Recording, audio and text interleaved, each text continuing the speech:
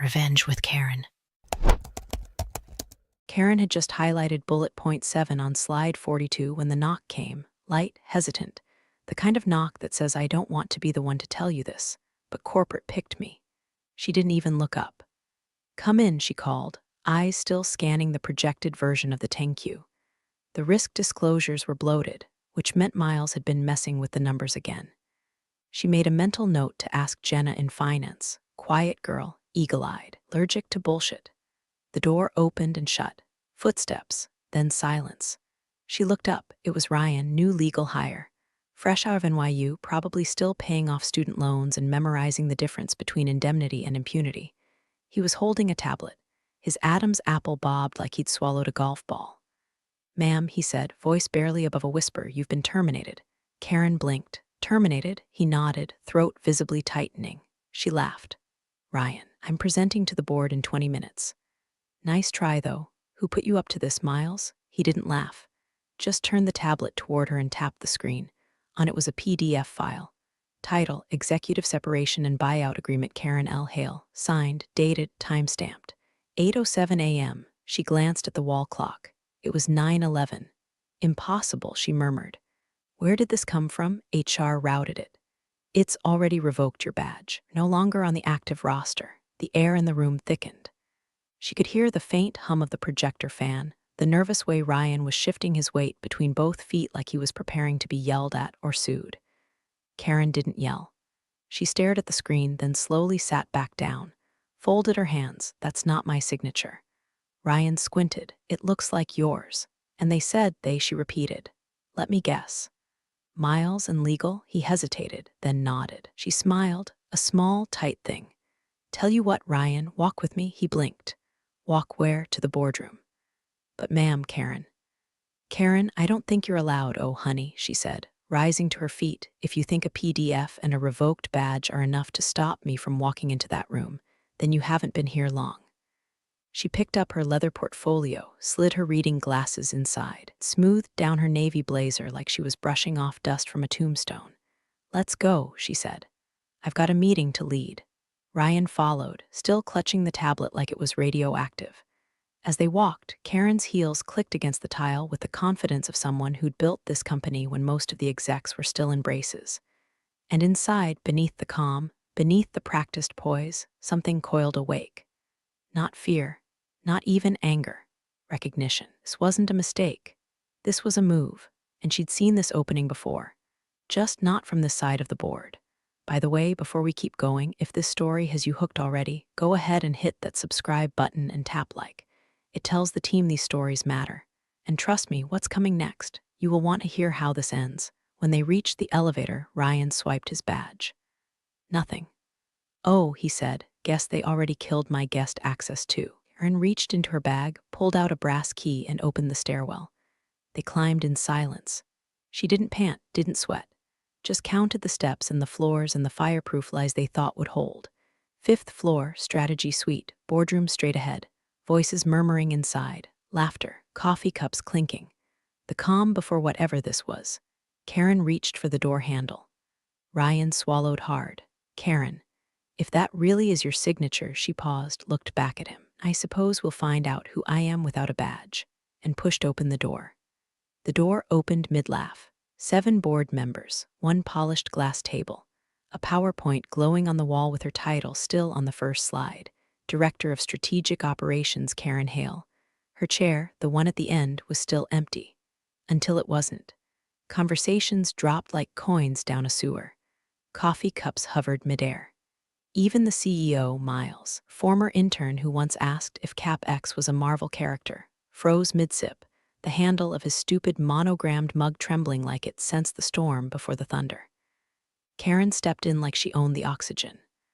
Ryan trailed behind her, clutching that cursed tablet like a priest holding bad news. No one spoke. No one knew what to say, except Ryan. Poor, doomed, intern jacket Ryan. Excuse me, he said, voice cracking like a middle schooler about to faint during a choir solo. Karen Hale has been removed from the active roster as of 8:07 this morning. Still silence. He tapped the tablet again and turned it toward the group. Zoomed in. Per section 4B of the buyout, Her badge has been deactivated. This, he tapped the digital ink, is her signature. Karen stepped forward, peering at the tablet like it was a menu at a restaurant she already knew by heart. Her own name stared back, signed in looping cursive. Date and timestamp matched the file. It looked real. It even felt real, which meant someone had worked damn hard to make it that way. She lifted her eyes slowly. Across from her sat legal. Sharon Chen, head of compliance, usually unflappable, but now Sharon was suddenly fascinated by the condensation on her water glass. Karen turned her head. Miles. He didn't speak, didn't blink. Knuckles whitened around the mug. He opened his mouth like he was going to make a joke, then closed it again like even he couldn't find one stupid enough to cover this. Finally, he forced a smile. Karen, I think there's been some confusion. Her gaze didn't flinch. Apparently so. You weren't supposed to exist, a twitch in his cheek. Look, he said, placing the mug down. Let's just take this offline.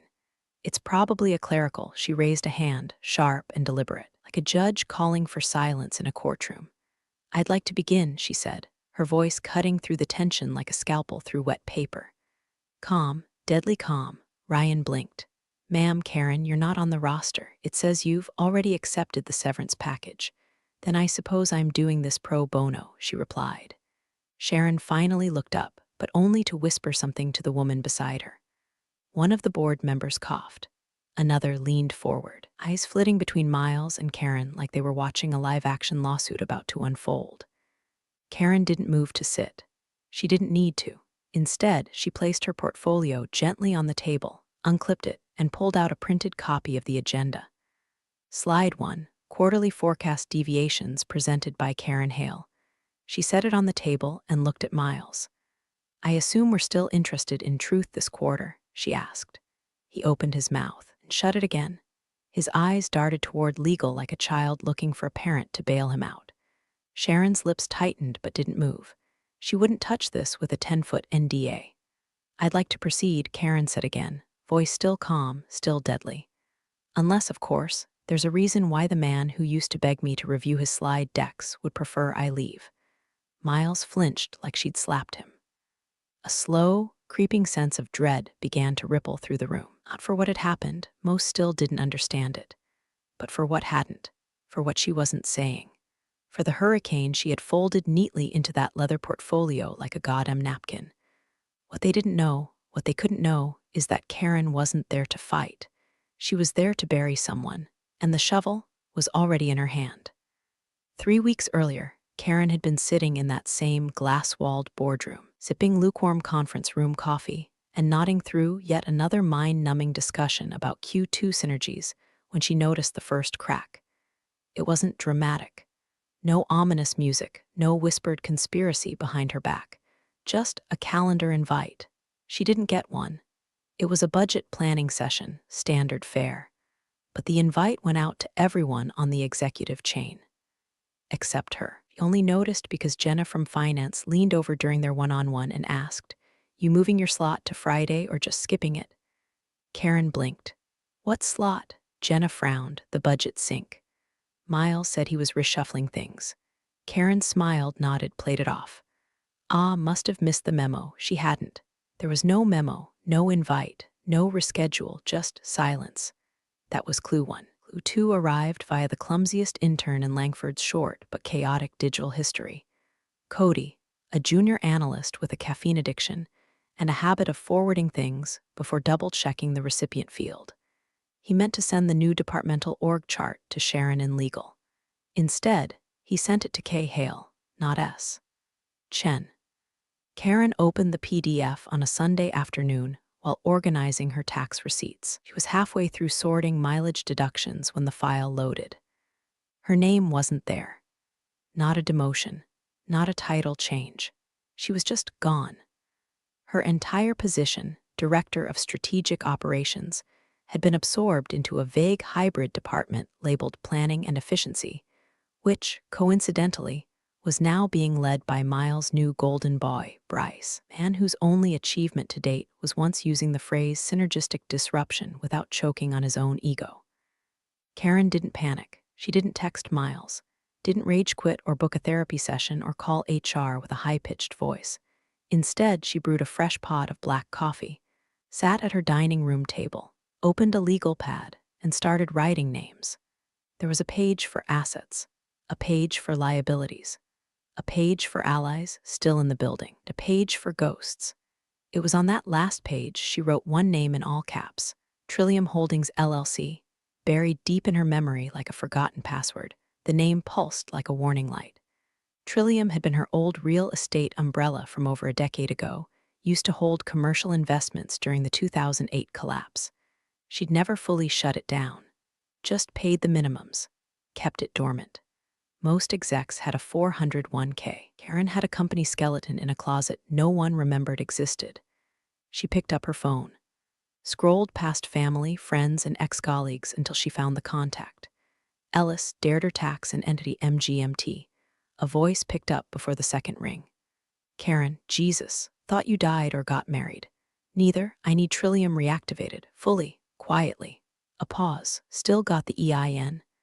In the folder marked insurance fraud and other light reading, Karen replied. Erder chuckled, God, I missed you. Karen didn't smile. I'll need a proxy structure and a way to hold Class C shares under the shell. Another pause. You expecting rain? I'm expecting fire, Karen said. I just want to own the hydrant. That night, while most of the office was sharing memes about Bryce's overpriced loafers, Karen was rewriting the end of a story no one knew had started. She reactivated Trillium. She updated the agent of record. She filed the share proxy transfer, silent, legal, and so layered in backdated operating agreements and escrow language that even Sharon would need a week and a Xanax to parse it. And she did it all without raising a single red flag. Because Karen Hale didn't rage. She calculated, and the clock had just started ticking. 2 weeks before the boardroom ambush, Karen sat in her office with the blinds drawn and the company-issued tablet propped against a stack of dusty compliance manuals nobody had touched since the Equifax breach. The stylus glided across the screen, her hand moving just enough to mimic fatigue, indecision, age. She paused mid-signature, then started again, deliberately letting the tail of the K wobble like a nervous twitch. Not messy, just uncertain enough to raise no alarms, yet clear enough to validate in a room full of cowards. She hit save as draft, then again, then once more, because someone would dig into metadata if it came to that, and she needed 3 nearly identical attempts, each one progressively more confident, to sell the narrative of a woman too emotionally broken to finalize her exit on the first go. Her resignation letter, crafted in sterile corporate tongue, was bland enough to be believable. After careful consideration and in the interest of preserving organizational continuity, I am opting to accept the offered buyout terms. It read like HR oatmeal, soft, unmemorable, and engineered to clog the emotional arteries. But that document wasn't sent from her account. She logged into the assistant portal using a password she'd cracked years ago while training her last EA. Poor Lindsay. Sweet kid, bad at IT hygiene, still used her dog's name and birthday for everything. Karen had reset the 2-factor token months ago. Not to spy, just to be prepared. Because someday, someone would try to take her out the same way she'd seen happen to a dozen better men before her. And when that day came, she wasn't going to scramble. She was going to glide. Through Lindsay's login, Karen triggered the internal knowledge transition protocol, HR formality used for retiring execs to hand off projects, contacts, and shadow assets to their successors. It was a boring process. Nobody read it closely, which made it perfect. She assigned most of her major duties to Bryce, the golden retriever in a Gucci belt that Miles had been grooming for months. She even threw in a few strategic red herrings, aiming irrelevant priority clients, and fabricating a nonsense side project called Opal Matrix Assessment. The kind of thing that sounded important enough to distract, but useless enough that no one would ask twice. Then came the real move, her share proxy. Langford Systems had 3 classes of shares. The Class A's were for public trade. The Class B tickets were for internal partners and vesting execs. The Class C tickets, rare, dusty, and quietly forgotten, were issued to early investors and strategic advisors during the company's scrappy infancy. Karen had 5 of them. They'd been sitting idle for years, non-voting, expired, dead in all but name. Except one tiny clause in the 2003 operating agreement, written by a now-defunct law firm and buried in a scanned PDF so pixelated it looked like it had been faxed through a hurricane. Find a triggering event as any involuntary executive separation not resulting from board vote or ethics breach. Which meant, if someone booted her through a backdoor buyout, and she hadn't formally relinquished those Class C units, then control reverted. Not to her, but to the original holder of record, Trillium Holdings, LLC. And since Trillium had never sold, never dissolved, and never updated its cap table, the buyer was still alive. Karen submitted the proxy reassignment paperwork through her personal counsel, Deirdre, who filed it under a routine holding structure tied to real estate investment activities. No one would notice unless they cross-referenced shareholder classes, tax IDs, and operating history. And let's face it, Miles could barely cross-reference his sock drawer. Once the final wire transfer was initiated, from Trillium's dormant account to Langford's capital ledger, Karen sent a single text to Deirdre. The house is bought. They just don't know who moved in. That night she went home, didn't drink, didn't celebrate, just sat by the window watching rain carve crooked lines down the glass and let her thoughts settle into cold, steady silence.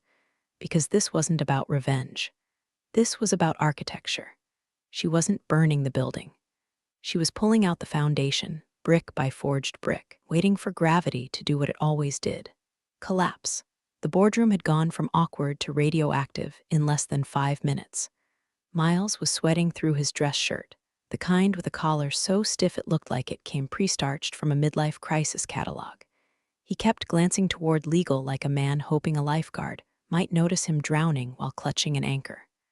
Sharon, to her credit, didn't move. Not to defend him. Not to save him. Not even to blink.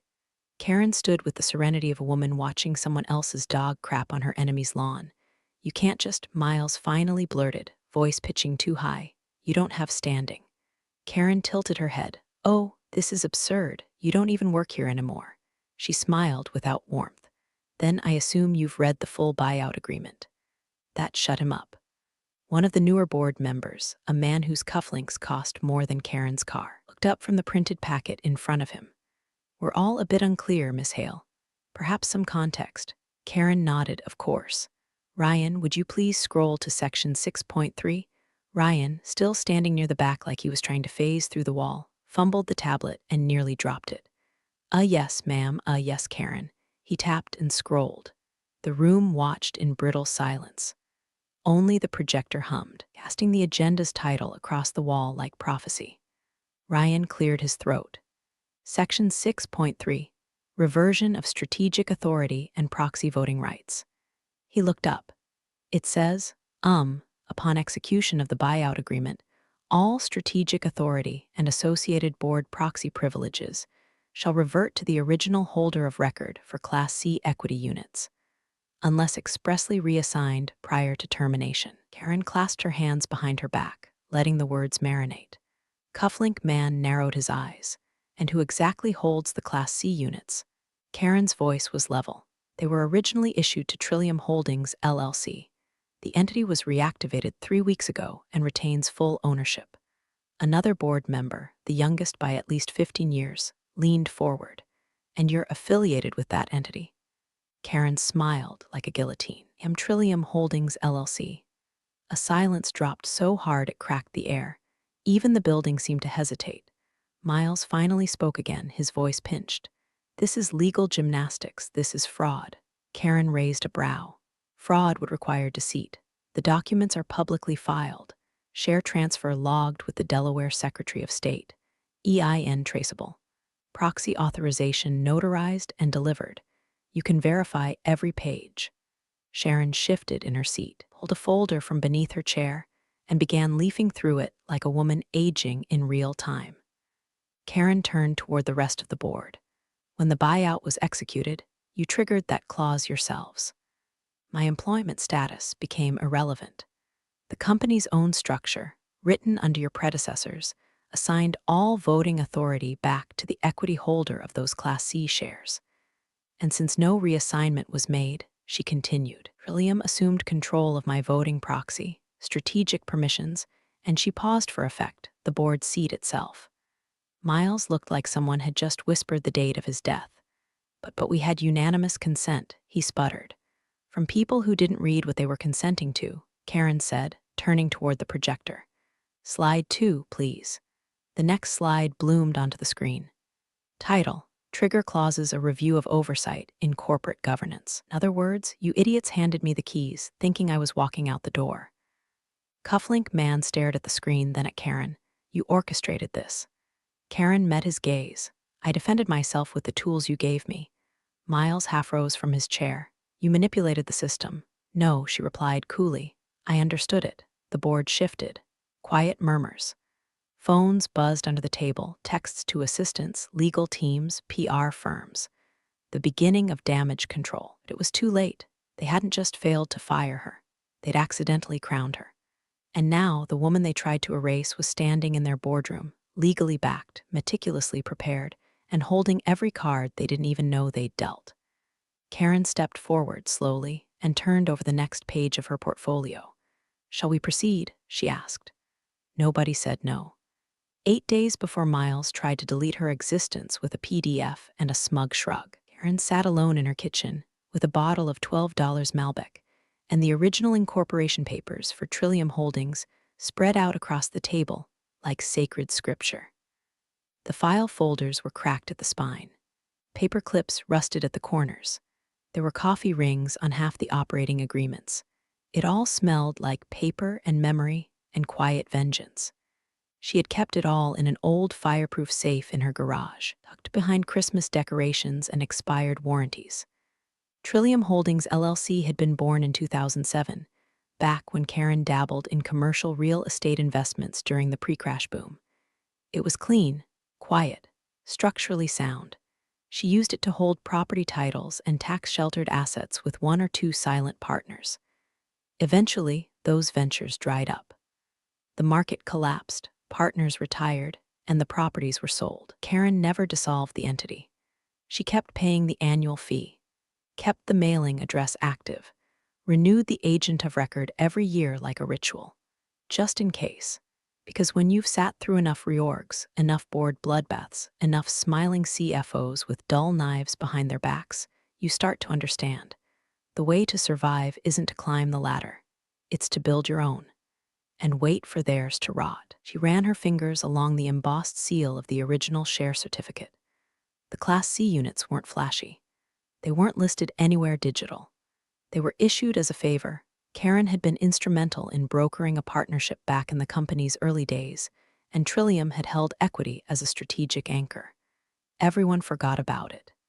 Karen didn't.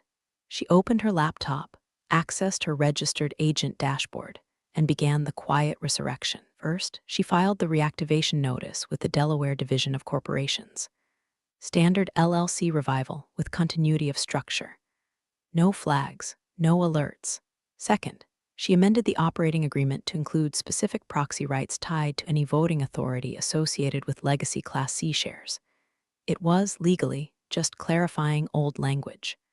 But in practice, it meant Trillium would now vote as her on anything tied to that equity class. She assigned a secondary proxy, her estate lawyer, just in case she got hit by a bus or Miles decided to accelerate that outcome.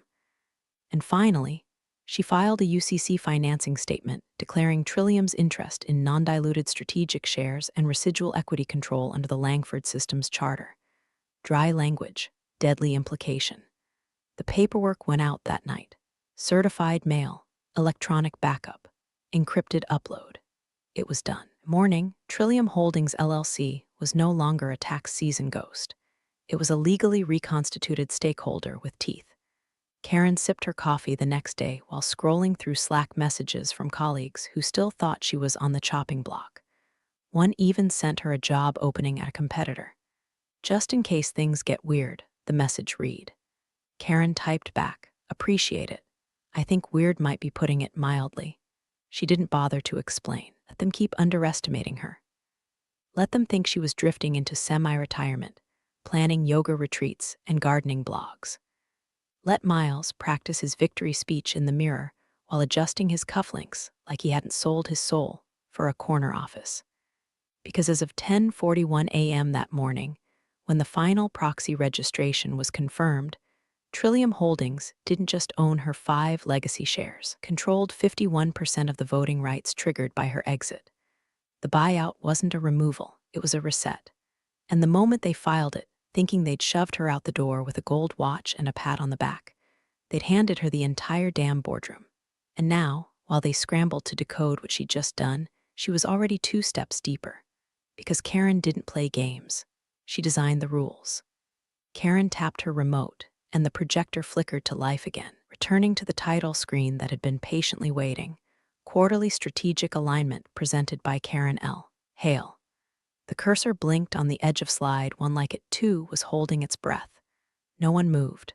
Miles shifted in his seat, sweat blooming beneath the arms of his dress shirt like a guilty halo.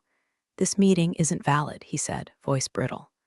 "The current board configuration doesn't." Karen didn't raise her voice. She didn't need to. "You're right," he said evenly. "The current configuration has changed." She reached into her leather portfolio and pulled out a slim manila folder. On its tab, neatly labeled in her unmistakable handwriting, Trillium Voting Authority and Proxy Documents Certified. She slid it down the glossy surface of the table like a card dealer revealing a royal flush. Sharon, still rooted in her chair like she'd fused with it, reached out slowly and opened it. Eyes scanned the first page, then the second. Her thumb paused at the notary stamp embossed with Derder's seal. She flipped another page and visibly stiffened. The air changed. Not panic anymore, not confusion. Now it was recognition. This was real. "She has the shares," Sharon murmured almost to herself. "And the clause is valid." Miles leaned forward, voice cracking. "You said the clause was dead. Legacy language. Obsolete." "I said it hadn't been used," Sharon replied, finally looking him dead in the eye. "I didn't say it wasn't enforceable." A slow murmur swept the table like wind moving through dry grass. One of the older directors, Mr. Warren, leaned back in his chair. Silver hair, 5 decades in telecom, and a memory that stretched back to when cloud storage meant a locked drawer. "She's within her rights," he said, voice calm. "She holds the proxy. Trillium's registration is clean, and the board seat was never revoked formally." Turned to Karen, giving a nod that bordered on reverent. "Let's proceed." Miles half rose from his seat. "We need time to review this." "You had time," Karen cut in, flipping the folder closed with a soft snap. "It was called due diligence. You skipped it, because you were too busy assuming the old woman in the corner office would go quietly." She clicked the remote again. Slide 1 appeared, white text on a navy background, minimal, clinical, unmistakable. Agenda, Executive Succession Review. You could hear the collective exhale of suppressed surprise. One of the newer directors leaned forward. "Succession?" Karen nodded. "Given recent events, unilateral terminations, bypassed votes, misuse of authority, I believe the board has sufficient cause to evaluate current executive leadership under the accelerated review provisions of Section 9.2. Miles looked around the room like he couldn't quite believe it. "Can't do this?" Karen turned to him, head slightly tilted. "You've said that 3 times now. I'm still here. You're still sweating. And the board still has quorum." Sharon cleared her throat. "She's correct. The clause triggers an automatic review if strategic operations are disrupted due to an unsanctioned executive action."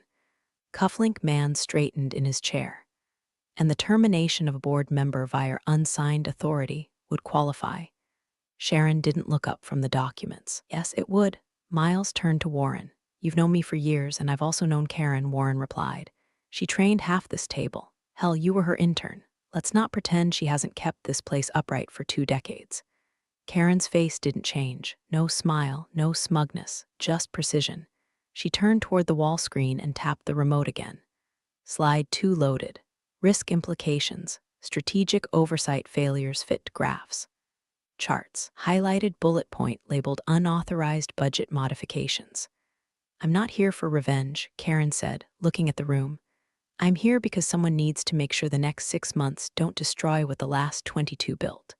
Another board member, arms crossed, nodded slowly. "Then we move to discussion," he said. Karen stepped back, arms folded loosely across her chest. Let the jackals chew on each other now. Her work was already done.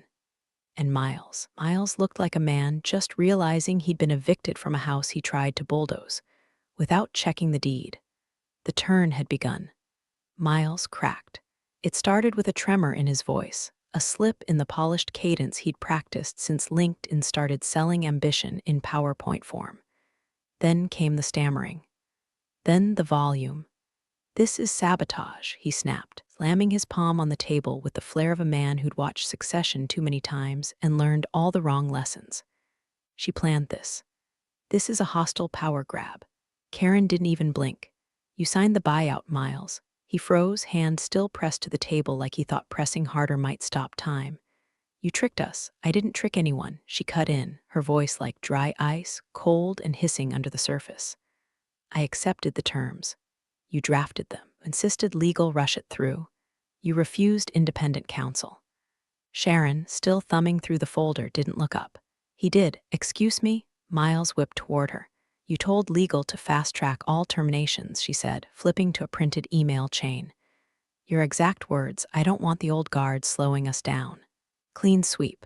No pushback." She slid the paper across the table. "You waived review, because I didn't think I was signing over the company to a dam." "Say it," Karen said, eyes locked on him. The room stiffened. Miles backed off the edge of the sentence, swallowed it. She turned to the rest of the board. "May I proceed with my review?" No one objected. Slide 3 appeared on the wall, non-board sanctioned financial authorizations, Q2 to present. Bullet points loaded, one after another. $427,000 reallocated from compliance to strategic talent acquisition without board approval. $38,000 charged to company card for client engagement dinners held in Scottsdale. No clients present. Prepaid consulting fees to Cascadia Ventures. A shell firm linked to Bryce's cousin. Deferred severance payouts bundled into unrelated budget lines. Karen paused on the last one. Of those savings touted in the last quarterly report were actually backdoor terminations being parked in facilities' OPEX codes. A new director leaned forward, tapping notes into her tablet. "How long have these been going on?" 3 months, conservatively, Karen said. "Possibly 6. It began when Miles took unilateral control of department head budgets and removed dual signature protocols." She clicked again. Next slide. Potential SEC exposure, undisclosed material changes. A faint thunk as someone's pen dropped onto the table. Bryce was listed as Director of Operations in an external investor memo. Karen continued. Despite no formal board appointment, that memo was used to support a pitch for bridge funding, meaning the company materially misrepresented internal leadership during a capital raise. "Jesus," someone muttered. Karen looked at Miles. "Did you even read the compliance bylaws before you started naming your friends in pitch decks?" He opened his mouth. Nothing came out. Cufflink man spoke next. "Do we have all of this documented?" Karen gestured to the flash drive now sitting beside her folder. Chronological, watermarked, and with backup copies uploaded to off-site counsel. The youngest director raised a brow. "Do we need a motion?" From the far end, Warren spoke without looking up. "Already drafting one." Miles suddenly stood. "This is absurd. You don't have the authority. You gave it to me," Karen replied, her voice now stripped of pleasantry. "The moment you signed that buyout without reading section 6.3. The moment you decided clean sweep meant gutting oversight. The moment you forgot who taught you where the buried wires were." Silence. Again. But not the confused kind this time. This was the kind of silence that settles in a courtroom right before the bailiff calls for order. Sharon leaned back and sighed. "We'll need to notify our insurer." "Already have," Karen said. "They responded within the hour." Another board member looked up. "What did they say?" Karen clicked to the next slide. At the top, indemnity denial, clause 14, D, breach due diligence failure. The letterhead at the top was from their corporate liability provider. One line highlighted in yellow. Coverage voided due to failure to seek legal counsel prior to contractual authorization of executive offboarding. Miles sank back into his chair like someone had just cut the strings. No more shouting, no more protests. Just a man finally realizing the weight of the axe hovering over his neck. and the hands that once held the rope were all in the room, holding pens, riding him out. Silence that followed the final slide was thicker than cement. No one sipped coffee. No one shifted in their seats. Even the HVAC vents seemed to hum softer, like the entire building had paused to watch the guillotine drop. Warren cleared his throat. I moved to call a formal vote on the removal of CEO Miles Jenner, pending full investigation into unauthorized executive actions, financial misrepresentations, and procedural violations. Seconded, said Cufflink Man without looking up from his notes. All in favor? Warren asked, voice calm, almost ritualistic. Hands raised around the table, firm, deliberate, like they were swearing in for war. All opposed? Nothing. Not even Bryce, who sat near the back like a stunned crash test dummy, his mouth slightly open, eyes darting toward Miles like maybe his mentor would suddenly grow wings and fly out the window. Motion carries, Warren said. Miles didn't argue, just sat there, deflated. His cufflinks looked ridiculous now, shiny ornaments dangling off a man stripped of title, authority, and even the illusion of control. One board member quietly slid his phone across the table, showing a message already drafted to internal HR. Begin separation process per board directive. Immediate. Karen didn't smile, didn't gloat. She merely tapped her tablet one final time. The screen behind her faded to black. Then, he turned to the board and said, I will not be accepting the role of CEO. This earned her the first real reaction of the morning. Warren blinked. Excuse me? I never wanted the throne, she said. I wanted the termites out of the walls. Another director asked, then who do you propose? Karen looked across the table and nodded once. Jenna Albright, finance. She's been quietly untangling Miles' budget messes for months. She flagged inconsistencies. Never asked for credit. She never once looked the other way. There were a few raised brows, but no objections. Warren nodded. I'll schedule a closed session for appointment review. Karen picked up her leather portfolio, smoothed the flap, and reached into the side pocket. She withdrew a sealed envelope, thick ivory paper, her name written in fountain pen across the front. She handed it to Sharon. My actual resignation, she said, dated, signed, effective tomorrow. This time, my own signature. Sharon took it with both hands like it was a lit match. Karen didn't wait for applause, didn't wait for protest. She simply nodded once, turned, and walked toward the door.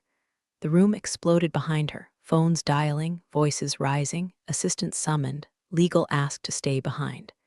Bryce asked something about severance caps and was met with stares sharp enough to draw blood. Karen didn't turn back. She walked past the empty reception desk, through the corridor that still bore her name on half the internal routing charts, and pressed the elevator button. As she waited, she pulled her phone from her bag and opened a note. One line sat alone at the top. If they ever come for you, don't fight them head on. Make sure they trip over the rope you already tied around their ankles.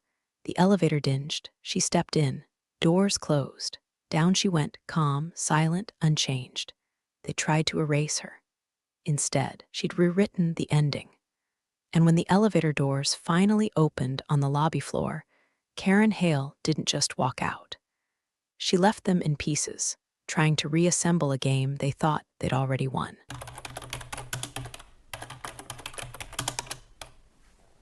Thanks for joining the fun, you office survivors.